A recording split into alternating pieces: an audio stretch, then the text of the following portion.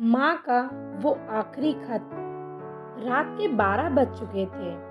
माँ कभी दरवाजे की तरफ देखती तो कभी एक नज़र घड़ी की तरफ। माँ की आंखों में चिंता साफ नजर आ रही थी। थोड़ी ही देर में दरवाजे की घंटी बजी। माँ ने काफी तेजी से जाकर दरवाजा खोला और सामने बेटे अमित और बहू मानवी को देखकर पूछा, इतनी देर क्यों हो गई? मैं कब से तुम्हारी राह देख रही थी। माँ, अब मैं छोटा नहीं हूँ, तुम मेरी चिंता मत किया करो। अमित घर के अंदर प्रवेश करते हुए बोला।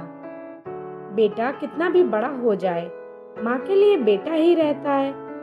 चलो छोड़ो, हाथ पैर धो लो, मैं तुम्हारे लिए खाना लगा देती हूँ।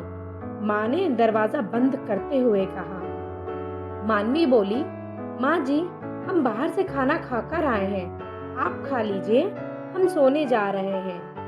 लेकिन मैंने तो तुम दोनों की पसंद की खीर बनाई है, आओ थोड़ी थोड़ी खा लो।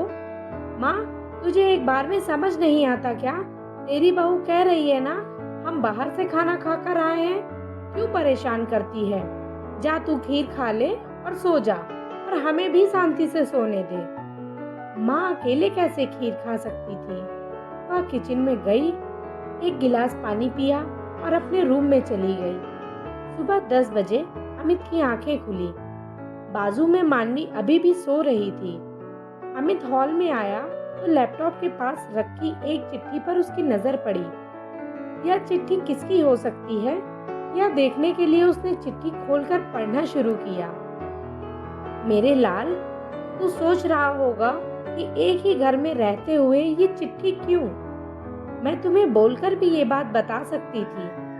हाँ, बता तो सकती थी, मगर तू मेरी बातें सुनना चाहता तो।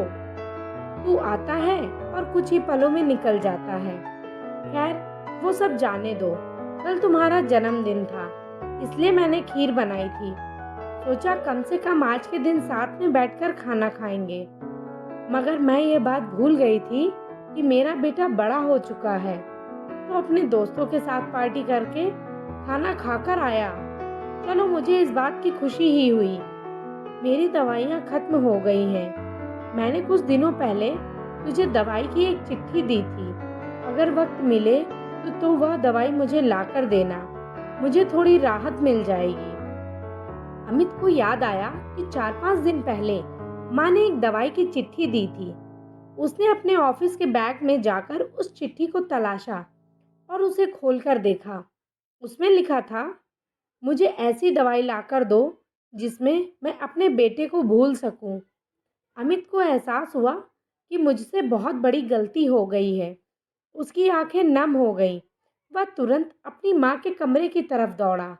सबसे पहले उठ जाने वाली माँ आज क्यों नहीं उठी थी, ये देखकर उसे आश्चर्य हुआ।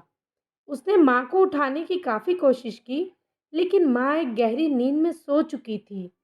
माँ इस दर्द से मुक्ति पा चुकी थी। अमित के पास फूट फूट कर रोने के अलावा कोई चारा नहीं बचा। दोस्तों, यह कहने की ज़रूरत ही नहीं है कि माँ बाप जीवन में कितने मूल्यवान हैं। उनके रहते हुए उनकी सेवा करना, उनसे प्यार करना, ये हमारा कर्तव्य भी है और यही हमारा धर्म है। वह चले जाएंगे तो हम कुछ नहीं कर पाएंगे। इसलिए जीते जी अपने माँ बाप को हर खुशी दें। आप चाहे जितने भी व्यस्त हों, अपने माँ बाप को समय ज़रूर दें। हमारी कहानी आपको कैसी लगी है कमेंट में बताएं। चैनल को लाइक करें, शेयर करें और अगर आप नए हैं तो हमारे चैनल को सब्सक्राइब करें।